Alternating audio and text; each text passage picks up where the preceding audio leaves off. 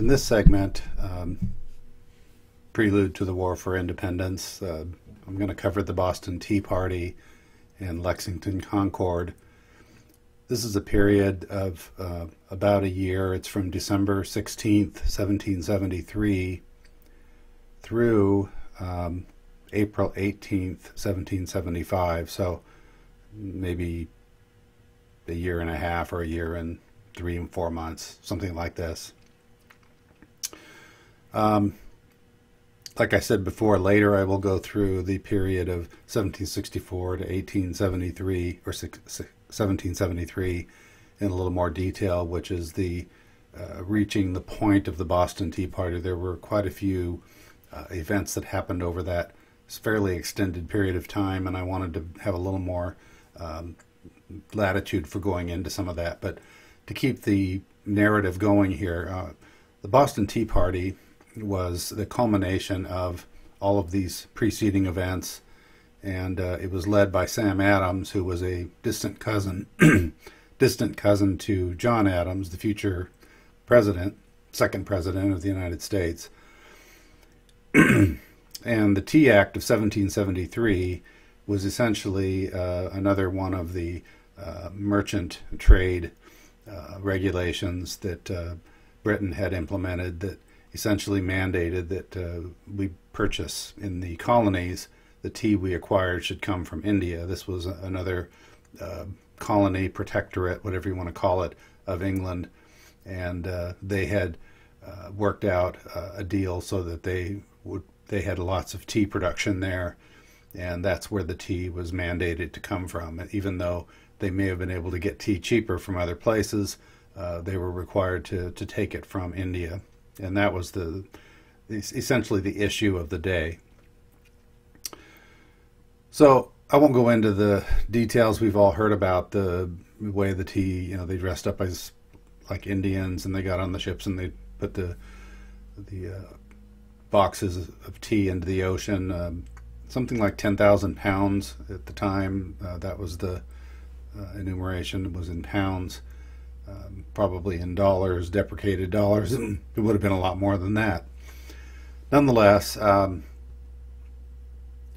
that happened, and there was some violence. There were tar and feathering, and if you ever see the John Adams HBO series, you'll see the segment there where he shows the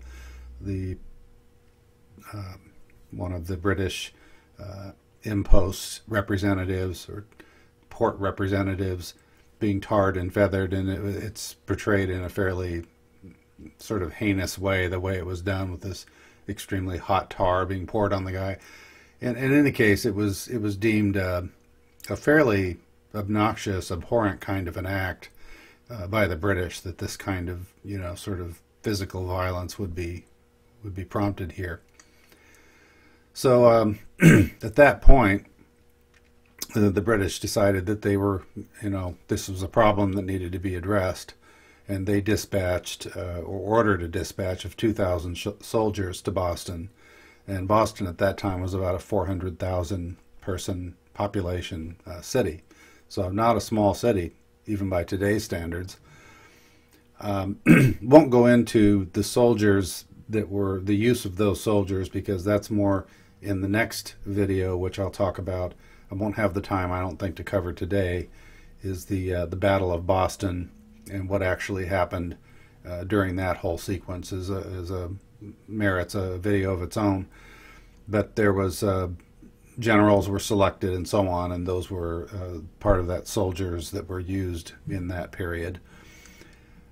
So after the Boston Tea Party, Britain decided to clamp down. I mean, this was enough, and they decided they were going to drop the hammer.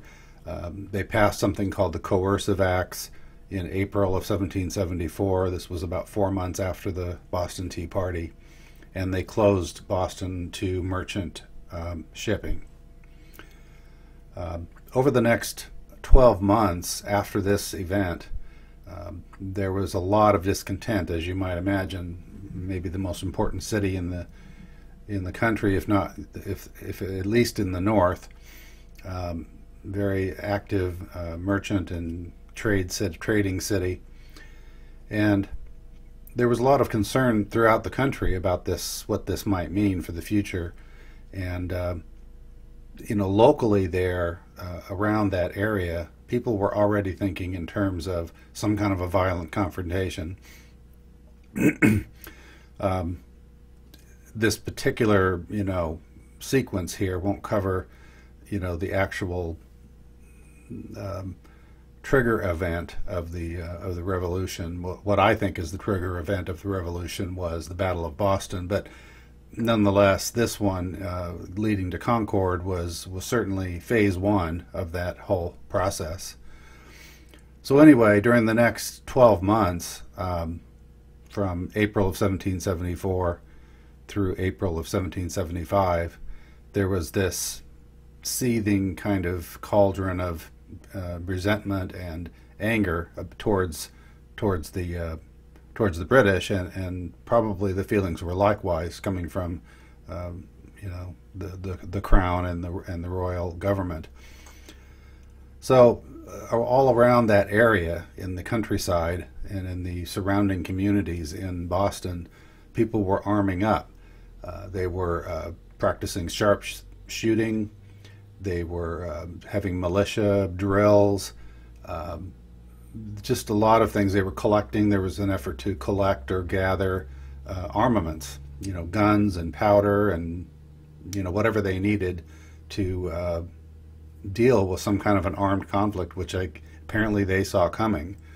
I'm sure if you got into all of the correspondence and some of the newspapers and the pamphlets and the broadsides that were published, it would be clear that this was the sentiment of the community at that time. So it was already, I think, clear that we were headed towards some kind of a nexus that would be violent.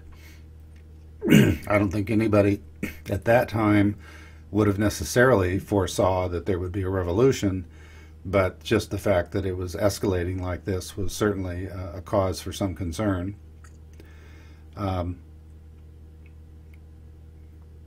About in October of that year, so this is about 6 months later, was the First Continental Congress. And as you may recall, the Continental Congress was essentially the equivalent of our Congress today during the interim period after the conclusion of the Revolutionary War, or the War for Independence as I prefer to call it. The Continental Congress continued to be the Congress of the country until there was a second constitution, until the Constitutional Convention of 1787. So during that period, the Continental Congress was there. So this initial one, and this always took place in Philadelphia, so Philadelphia became sort of the de facto capital of the resistance, if you want to call it that. But the First Continental Congress wasn't looked at exactly as a resistance government. I think it was more of a committee to try and understand what should be done in response to this closing of the Boston port. And as it had turned out, there had been an effort on the British side of conciliation, and there was a peaceful kind of arrangement that they were trying to put forth. I don't think we had it at that time up through the Battle of Boston, but it wouldn't have been acceptable anyway. So it was not a successful response, which is typical of what Britain was doing at that time. They were always doing too little, too late, and doing the wrong things. So all during this year, leading up to April of 1775, the British were aware of this buildup. There was obviously spies or reports and people back and forth with information coming back and forth. And so they were aware that people were arming up. They were aware that people were collecting ammunition and guns and making ammunition stores of one kind or another. People were practicing and all this. They would launch sort of expeditions to kind of go out and see what was going on, try and tamp down this tendency for violence, and so on. So this had been going on for some time, going out into the countryside. This is where most of all this would be taking place. at some point they learned, and this is in, like I say, April of 1775, so about a year after the first event, or a year and 4 months after the Boston Tea Party. There was a report that in the town of Concord there was an arms store, a significant arms store, and if you look at this diagram here, you'll see that that's approximately 26 miles from Lexington to Boston, and the arms store was supposed to be in Concord, which was another 8 miles from Lexington up to Concord. So, they launched, at that point, they decided to launch a night raid of soldiers to go out and get this arms store, which had taken a lot of effort and personal sacrifice and so on to get this collection of arms together. And so it would have been a significant loss for the British to come in and just take it. So on April 18th, 1775, the British decided to launch this night raid towards Concord. This was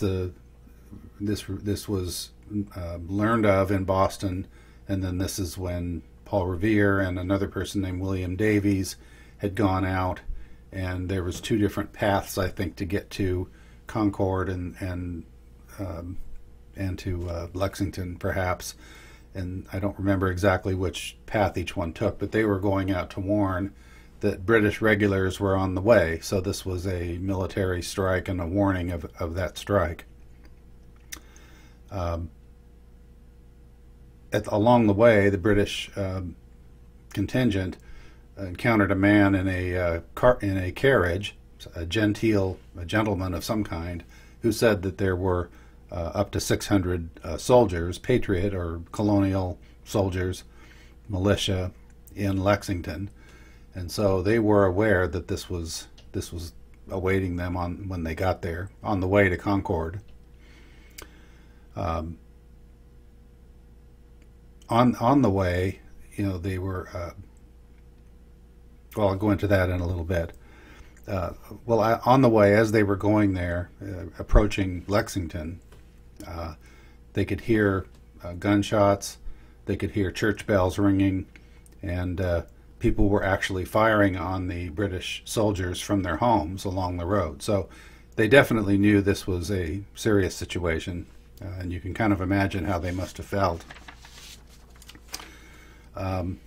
When they got to Lexington, the Lexington Commons, as it was referred to, they demanded that this group of militiamen lay down their arms, and no gunshots were fired. They didn't. The captain of this Major Pitcairn told the troops not to fire, and they just went up to them and said, "Lay down your arms." They commanded them to do this, and the only response was the sound, and you can kind of imagine 600 guns with their firelocks clicking. So they were getting ready to basically say, "No, we're not going to do what you want." But instead, when the army went through, the British army went through, they just dispersed the 600 people, or whatever number it may have been, and then those people ran off. Instead of getting into a gunfight there, you would have had crossfire, and you've had the British hitting their own men, and there were a lot of issues there with actually opening up fire on anybody. So they chased them off. They went back into the woods and dispersed the crowd, and then they proceeded on their way towards Concord, which was at that point another 8 miles. They actually got to Concord without incident. They found the stores, which I would think is probably up a little bit to the north of Concord, where it says North Bridge, the Manse, and then there's a little area up there in the upper left. I think that's probably close to where the stores were. But in any case, they didn't find really that much. Most of the stores had been moved. So they began to turn the contingent, the army, the troops around, and to come back towards Boston. And then there was a sharp exchange of fire at this North Bridge, which is on the map there. And so this sharp exchange of fire was always referred to as, quote, the shots heard around the world. So I think this, some people would consider this the beginning of the War of Independence. Maybe most people, I don't know. I still think there were people, probably most people did not believe this was the War of Independence, but looking back on it, it was certainly a significant transition point where you actually had, you know, a hot war going on in some sense of the word, even though it was really just exclusively to this area here. So after this gunfire, they managed to withdraw. I don't have the numbers on injuries or deaths or anything. I haven't seen that in the material that I've read, but in any case, I would assume there were some casualties of some kind. In any event, the British were coming back, and on the road back, they said that it seemed that the whole country had turned out to have a shot at them. So you had really a turnout of average citizens that happened to have firearms, which most everybody had, and they were all out to say, no, we're not going to do this, we're not going to put up with this. So this was the beginning of what would happen later with in the Revolution, where you would have most of the numerous people that fought were militia. They were average citizens. They would come out and take a few shots and then run off. They weren't really soldiers. They really weren't trained. You had a Continental Army under Washington, but they would go into these confrontations really undermanned in most cases. But a lot of times you would have huge people coming out of the countryside to help fight the British. So that was really the dynamic. It was the small Continental Army, which was underfunded, under-resourced, and just treated horribly, and as you'll hear later on. But this militia was really the guts of the thing that turned the whole thing around, because whenever there was a dire need to do something, the militia would come out in greater and greater numbers. They didn't always do their job. They didn't always even help in some cases. Sometimes they would just come and then they would leave, or they would take arms that were for the army, and they would just take the arms home with them instead of leaving them there. So there were things about the militia that were not that great. But it did make the difference in the war, I think.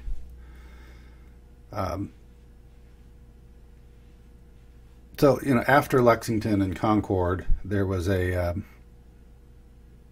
little bit of a cooling off period, and you had essentially, in Miller's book, he says there was a rapid collapse of British authority in the 13 colonies. So, I mean, given that their British authority had been eroding for 100 years, and in particular had been eroding quite rapidly in the last 6 or 8 years at least, to say that there was a rapid collapse of British authority in 1775 in April is to say that there was no British authority left. I mean, people did not feel that they had any obligation or duty at that point, or even loyalty to the British Crown. Now, this isn't to say that this was the majority of the population. That is not the case, as I will talk about at some point in the future, but there was definitely a large contingent of the population, maybe a third, that were radically opposed to the British authority, British governance, and there were lots of other people that were probably sympathetic, but their sympathies tended to shift, come and go over time, depending on who was winning. I'll go in the next video. I'll talk a little bit. I'll talk extensively, I guess, to whatever time it takes to cover the Battle of Boston. And I think the significance of the Tea Party, and then the 1 year later, these British Coercion Acts, and then the Continental Congress, and then finally Lexington and Concord, were really setting the stage for the Battle of Boston, which I think was in effect the first real war of the Revolutionary War, even though it did not happen after it happened before the Declaration of Independence, but it was definitely the precipitating event that was to lead to that.